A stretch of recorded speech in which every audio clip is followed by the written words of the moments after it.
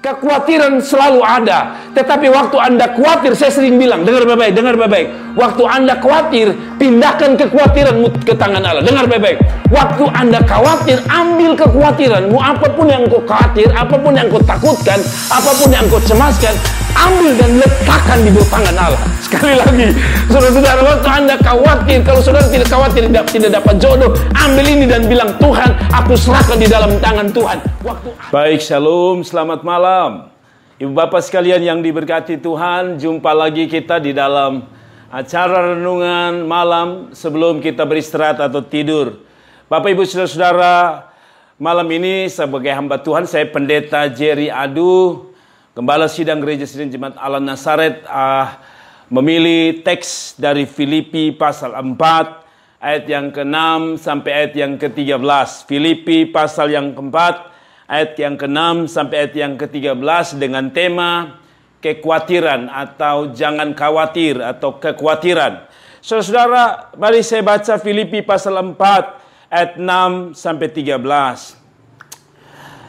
Janganlah hendaknya kamu khawatir tentang apapun juga, tetapi nyatakanlah dalam segala hal keinginanmu kepada Allah dalam doa dan permohonan dengan ucapan syukur. Damai sejahtera Allah yang melampaui segala akal akan memelihara hati dan pikiranmu dalam Kristus Yesus.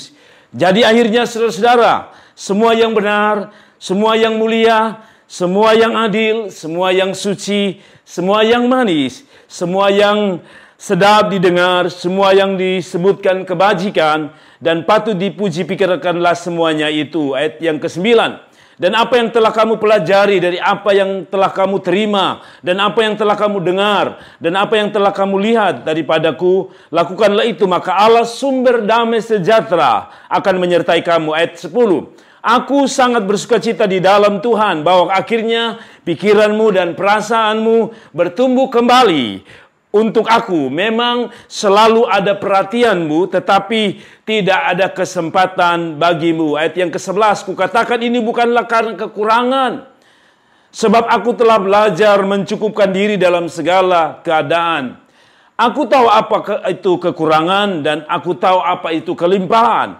Dalam segala hal dan dalam segala perkara tidak ada sesuatu yang merupakan rahasia bagiku, baik dalam hal kenyang maupun dalam hal kelaparan, baik dalam hal kelimpahan maupun dalam hal kekurangan. Ayat 13 terakhir, segala perkara dapat kutanggung di dalam Dia yang memberi kekuatan kepadaku. Sekali lagi, tema kita adalah jangan khawatir.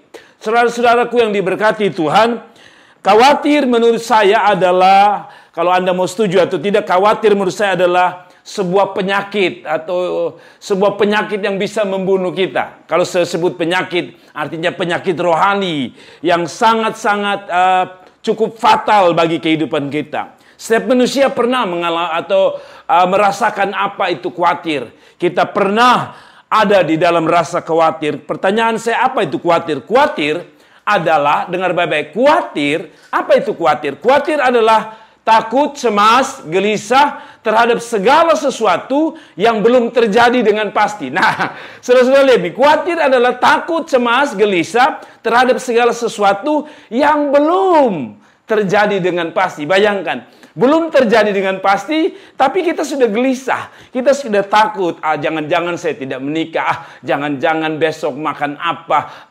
jangan-jangan besok saya hidup susah, besok jangan-jangan hidupku berantakan. Nah, padahal menurut arti dari sendiri, gelisah adalah khawatir, rasa cemas, gelisah terhadap segala sesuatu yang belum terjadi dengan pasti. Nah, saudara-saudara, tahukah Anda bahwa beberapa katanya definisi kuno bahasa Inggris tentang kata khawatir itu, sebenarnya kata khawatir itu katanya dalam bahasa Inggris, dalam pengertian kuno, definisi kuno, katanya berarti membunuh seseorang atau seekor binatang atau dengan menekan lehernya atau dengan mencekik. Jadi saudara-saudara, khawatir itu seperti kalau saudara mencekik leher atau batang lehernya anjing atau batang lehernya ayam begini, dicekik makin susah untuk bernapas. Kekhawatiran demikian.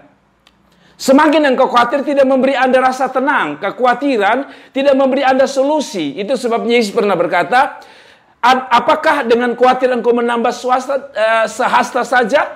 Saudara-saudara dengar baik-baik, kekhawatiran hanya membuat kita seperti tercekik. Makin tidak tenang, makin tidak jelas, makin tidak dapat beristirahat dengan baik. Dan itu sebabnya kekhawatiran adalah sesuatu yang, saya mau bilang, kekhawatiran adalah sesuatu yang bisa mencekik dan membunuh kita. Saudara-saudara, khawatir juga adalah pola pikir yang berulang-ulang. Sekali lagi, khawatir, seorang mengatakan khawatir adalah pola pikir yang berulang-ulang dan berpacu cepat menguasai kita dengan berbagai kemungkinan yang tidak pasti, seperti negatif mengenai peristiwa di masa depan, yang juga berbeda dengan iman. Saudara-saudara, begini maksudnya. Khawatir itu adalah sebuah pola pikir yang negatif terhadap peristiwa masa depan yang bertolak belakang dengan iman. Sesuatu yang belum pasti terjadi, tapi seolah-olah itu sudah terjadi hari ini. Atau itu akan terjadi di depan kita. Itu yang saya sebut sebagai khawatir. Nah, pertanyaannya, apa akibat dari rasa khawatir? Saudara, tadi saya bilang, khawatir itu salah satu penyakit yang membunuh. Kenapa demikian? Karena khawatir itu katanya bisa memperburuk prestasi seseorang. Saudara-saudara, kita kasih contoh. Apa yang khawatir? Kita khawatir, misalnya saudara-saudara yang baru belajar melayani, berkhotbah. Saudara sudah siap nih, materi saudara untuk khotbah. Karena saudara baru belajar khotbah. Karena khawatir, oh besok jangan-jangan saya omong salah, jangan-jangan orang tidak dengar, jangan-jangan waktu saya omong nanti saya gugup, saya gemetar. Saudara, dan pada waktu pada waktu Anda berdiri untuk bicara, apa yang terjadi? Khawatir membuat prestasi seseorang buruk. Yang kedua, prestasi atau kekhawatiran mengakibatkan perubahan fisik. Orang yang khawatir katanya sulit tidur, susah tidur. Orang yang khawatir susah tidur, saudara. Akibat dari susah tidur, tubuh kita lemah, akhirnya wajah kita tidak cerah, dan akhirnya membuat fisik kita tentu berubah ya. Oke, yang kedua sakit-sakitan. Khawatir katanya, menurut beberapa pakar mengatakan bahwa orang khawatir sering mengalami penderitaan kecemasan kronis, dapat menderita gangguan fisik seperti yang dialami oleh penderita stres akut. Yaitu seperti ini, jantung berdebar-debar, syaraf tegang, gemetar, berkeringat, nyeri lambung. Jumlah gangguan di atas bertambah banyak apabila orang mengalami gangguan emosi yang berat dalam jangka panjang dapat mengganggu kesehatan. Jadi kekhawatiran itu berhubungan dengan sakit-sakitan atau penyakit. Kekhawatiran melumpuhkan akal sehat. Semua yang baik kita khawatir, kita pikir semua dalam sisi negatif. Jadi walaupun nanti terjadi yang positif, tapi pikiran kita selalu diganggu dengan negatif. Tidur tak nyenyak, dan sebagainya. Nah, sudah. Persoalannya, kenapa saya bilang tema saya malam hari ini, jangan khawatir. Kalau begitu Pak Pendeta Jerry Adu, bagaimana supaya saya bisa keluar daripada rasa khawatir? Sekali lagi, khawatir itu normal. Tetapi kalau khawatir dari hari ke hari, dari jam ke jam, dari detik ke detik, ini yang jadi persoalan. Saudara-saudara, corona memang ada. Tapi saudara, kalau kekhawatiran membuat fisikmu lemah, pada waktu fisikmu lemah, jasmanimu lemah, maka imunmu turun. Imunmu turun, maka bisa saja Anda terkena. Nah, tapi sekali lagi saya tidak berdoa untuk Anda kena virus corona. Tetapi minimal ketika saudara khawatir, imun tubuh Anda akan turun. Nah, kalau begitu bagaimana Pak Pendeta cara mengatasi kekhawatiran? Adakah Anda khawatir? Khawatir tidak makan, khawatir tidak dapat jodoh, khawatir tidak makan, khawatir tidak dapat pekerjaan, khawatir nanti anak-anak ini, saya sudah tua, anak masih kecil, kira-kira siapa yang jaga mereka, pelihara mereka, siapa yang kasih makan mereka? Dengar baik-baik. Kiranya Rasul Paulus memberi kita kunci. Ada 4 kunci untuk mengatasi kekhawatiran. Pertama, berdoalah dengan benar. Sekali lagi, berdoalah dengan benar. Filipi 4 ayat 6 dan 7 Paulus bilang begini, janganlah hendaknya kamu khawatir tentang apapun juga, tetapi nyatakanlah dalam segala hal keinginanmu kepada Allah dalam doa dan permohonan dengan ucapan syukur. Ayat 7 berkata, damai sejahtera Allah melampaui segala akal akan memelihara hati pikiran dalam Kristus. Jadi saudara-saudara, Dikatakan ayat 6 bahwa kalau engkau khawatir itu nyatakan keinginanmu di dalam doa. Kalau Anda khawatir sekalipun itu tidak salah. Tapi khawatir membuat Anda tidak bisa tidur, khawatir membuat Anda bimbang, khawatir membuat Anda takut, khawatir membuat Anda cemas. Akhirnya membuat hidup Anda tidak tenang. Karena itu waktu Anda khawatir, apapun ketakutan saudara, apapun kekhawatiran saudara, maka Paulus bilang pertama, berdoalah dengan cara yang benar. Atau berdoalah dengan benar. Saudara-saudaraku, mari kita berdoa. Saya sebagai pendeta, saya harus jujur. Umur saya sudah sekian tahun. Anak-anak saya juga masih sekolah. Saya berpikir, Tuhan, apakah saya punya umur panjang? Dan kalau misalnya sekali kelak Tuhan ambil hidup saya misalnya, apakah anak-anak saya makan apa? Hidup bagaimana? Apakah mereka punya masa depan baik? Dan kalau mereka susah, apakah ada orang yang tolong mereka? Dengar baik-baik. Hidup kita hari ini adalah hidup yang pernah dikhawatirkan oleh orang tua kita.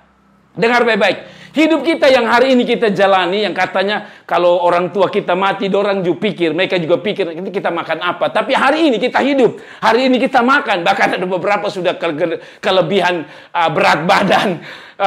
Padahal dulu orang tuanya khawatir anak perempuannya, sudah umur nih Pak Pendeta, belum nikah-nikah, tolong doakan. No, dengar baik-baik. Pertama, kalau engkau khawatir, apapun kekhawatiran saudara, datanglah pada Tuhan dan berdoa. Tuhan, saya khawatir ini, saya takut ini Tuhan. Alkitab bilang nyatakan itu dalam keinginan dan dalam doa. Saya tidak tahu apa yang kau khawatirkan, makan, minum, pakai dan sebagainya. Berdoalah karena Allah adalah sumber berkat yang pasti memelihara dan mencukupi kebutuhan saudara. Saudara baik-baik. Yang ini yang saya mau sampaikan kepada saudara. Saudara dengar baik-baik. Jarak yang paling jauh antara masalah dan solusi hanyalah sejauh lutut Anda dengan lantai. Ya, dengar baik-baik. Ketika Anda khawatir, dengar baik-baik. Jarak paling jauh antara masalah dengan solusi hanyalah sejauh lutut Anda dengan lantai. Orang-orang yang berlutut pada Tuhan yang dapat berdiri untuk melakukan apapun. Sekali lagi, jarak yang paling jauh antara masalah dengan solusi hanyalah sejauh lutut dengan lantai. Orang yang berlutut pada Tuhan adalah orang yang bisa berdiri dan melakukan apapun. Saudara-saudara, hidup kita memang tidak sanggup, hidup kita memang tidak mampu, tetapi dengar apapun kekhawatiran tentang anakmu, tentang istrimu, tentang suamimu, tentang keluargamu yang tidak bisa kembali karena corona dan tidak bisa makan, saya mau bilang sama saudara, nyatakanlah di dalam doa.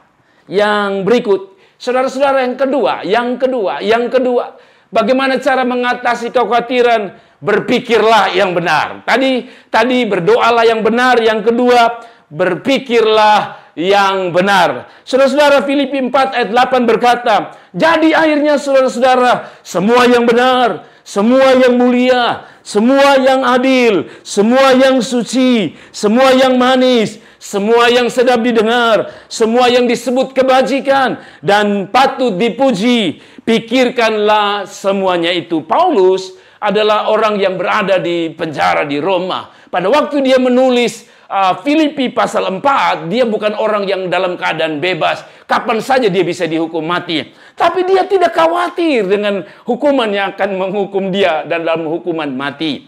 Ibu bapak sekalian yang diberkati Tuhan. Jadi dia bilang, jadi akhirnya saudara-saudara, pikirkan semua yang benar, semua yang mulia, semua yang adil. Saudara, kekhawatiran itu biasa. Di dalam hidup manusia ada kekhawatiran. Tetapi kekhawatiran selalu identik dengan pikiran negatif. Bagi Paulus, buat apa saya pikir hukuman? Toh kalau mati ya memang mati, saudara-saudara. Corona bikin orang takut. Tetapi corona membuat orang khawatir. Saudara, corona memang ada. Tapi kekhawatiran membuat Anda tidak tenang. Saudara, orang yang sudah kena saja berkata, saya dengar tadi malam di radio, ada seorang pejabat yang kena virus corona. Saya lupa wali kota atau gubernur, wali kota kalau tidak salah, Jawa Barat kah? Dia mengatakan pada waktu dia kena corona, saudara-saudara, apa yang dia lakukan? Dia bilang, saya berusaha tenang, saya berusaha berdoa, saya berusaha untuk pikir yang positif, saya makan biasa. Nah, saudara-saudara, itu yang saya bilang. Dalam kekhawatiran selalu berpikir yang benar,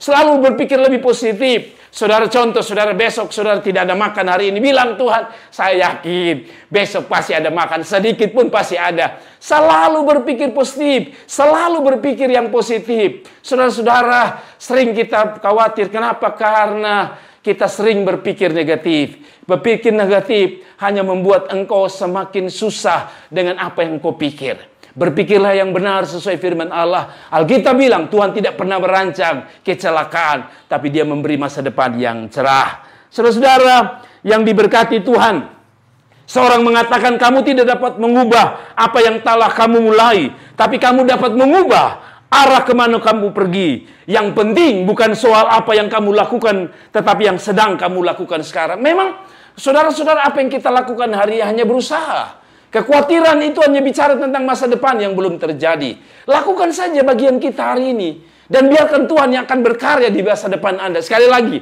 Anda khawatir tentang besok makan, kira-kira dapat kerja atau tidak. Itu bukan urusan Anda. Urusan Anda adalah melakukan yang terbaik di dalam kehidupan hari ini. Dan biarkan masa depan itu adalah biarkan Tuhan yang berkarya. Contoh, saudara tidak khawatir tentang apakah saya dapat kerja, makan, minum, dan sebagainya. No, tidak perlu. Saudara sekolah baik-baik, kerja baik-baik. Biarkan Tuhan yang akan menjamah bosmu untuk menaikkan gajimu, untuk memberkatimu. Saudara bisa. Tapi bayangkan kalau saudara tidak menyiapkan diri dengan baik. Saudara-saudara, bagaimana mungkin? Saya ingat pada waktu saya lulus sekolah Alkitab, pada waktu mau wisuda, pendeta-pendeta sering berkhotbah bahwa di luar sana itu bukan hanya bisa makan, minum, dipakai Tuhan luar biasa. Tapi engkau akan melewati masa-masa sukar. Kadang-kadang tidak ada makan, minum. Saudara-saudara, saya berpikir begini. Waktu itu kami beberapa orang ketakutan. Kalau kami lulus, kira-kira pelayanan di mana? Kami memulai dari mana? Uang dari mana? Semua kami pikir. Tapi hari-hari ini saya baru sadar bahwa pikir yang positif. Bahwa kita melakukan yang terbaik. Saya hanya belajar pada waktu itu ketika saya berada di Malang, di Sati Malang, di sekolah teologi kami. Saya belajar. Saya tidak mau pikir masa depan. Maksudnya, saya tidak mau pikir melebihi apa yang saya bisa pikir. Saya hanya mengalir dan bisa belajar. Dan hari ini Tuhan telah menyatakan bagaimana Tuhan telah memberkati pelayanan ini. Demikian dengan saudara. Tidak usah takut tentang apa yang kau bisa makan. Hari ini kerjakan apa yang bisa Anda kerjakan. Dan biarkan besok adalah biarkan Tuhan berkarya sesuai dengan rencana dan keinginannya. Saudara-saudaraku yang diberkati, yang ketiga, bagaimana cara mengatasi kekhawatiran? Yaitu hidup benar. Paulus berkata dalam ayat 9, dan apa yang telah kamu pelajari, dan apa yang telah kamu terima, dan apa yang telah kamu dengar, dan apa yang telah kamu lihat padaku, lakukanlah itu, maka Allah sumber damai sejahtera akan menyertai kamu. Saudara-saudara, Paulus ada di penjara. Mungkin orang-orang jemaatnya Paulus, teman pelayan Paulus ketakutan, khawatir. Apa kami bukan hanya tidak bisa makan, tetapi khawatir kapan-kapan Paulus bisa terbunuh. Mungkin Paulus sendiri juga sedang digoda. Wow, mengerikan kalau dihukum dan sebagainya. Dan akhirnya membuat Paulus tidak tenang. Tapi bagi Paulus bilang begini, lihat, saya kalau mau khawatir, saya di penjara. Harusnya saya lebih khawatir.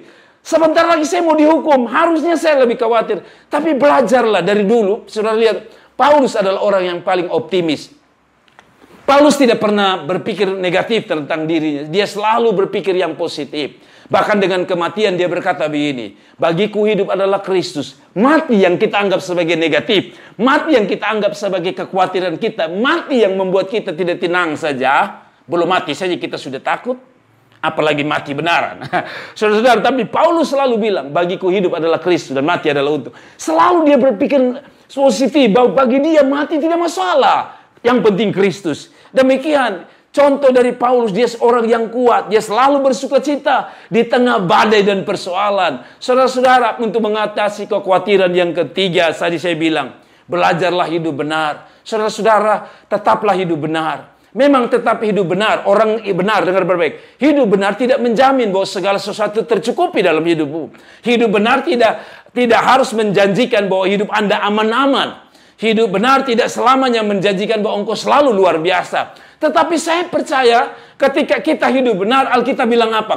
Ketika kita hidup benar, Allah mengetahui jalan orang benar. Bayangkan, kalau Allah mengetahui jalan orang benar, maka Dia tahu kapan engkau menangis, Dia tahu kapan engkau tertawa, Dia tahu kapan engkau tidur, Dia tahu kapan engkau bangun, Dia tahu kapan engkau sedih, Dia tahu kapan engkau muram, Dia tahu kapan engkau kekurangan, Dia tahu kapan engkau diberkati, Dia tahu kapan engkau susah, Dia tahu kapan air matamu jatuh, Dia tahu kapan juga menghapus air matamu. Jadi saudara-saudara, berpikirlah benar, tetapi yang ketiga, hiduplah benar. Yang terakhir, saudara-saudara, atau saya baca dulu ayat yang ke-9 sekali lagi.